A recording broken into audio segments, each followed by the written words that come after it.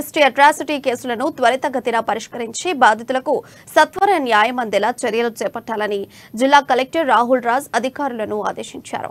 శనివారం కలెక్టర్ కార్యాలయ సమావేశ మందిరంలో షెడ్యూల్డ్ కులాల అభివృద్ధి శాఖ ఆధ్వర్యంలో నిర్వహించిన జిల్లా స్థాయి విజిలెన్స్ మానిటరింగ్ కమిటీ సమావేశంలో జిల్లా ఎస్పీ ఉదయ్ కుమార్ రెడ్డితో కలిసి ఆయన పాల్గొన్నారు.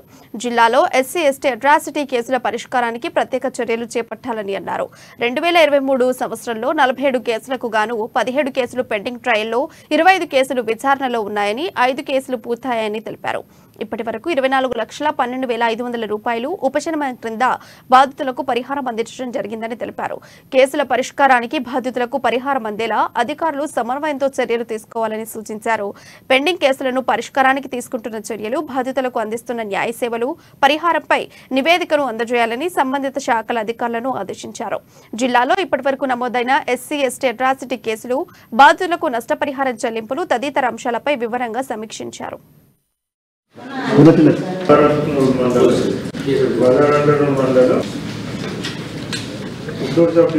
క్రైమ్ చేసుకొని ఈమె కూడా ప్రాపర్ కౌన్సిలింగ్ వచ్చి సో ఆమె కూడా ఏదో ఒకటి రిజాల్వ్ అయ్యే విధంగా సో పెట్టేసేసి మీటింగ్ దీంట్లో main stake holders police department కొంత నిఘా పెట్టుకుంటా ఉంటే ఆ ఏరియాలో ఒక సీసీ కెమెరాలు అట్లాంటి పెట్టుకుంటే కూడా బాగుంటుంది.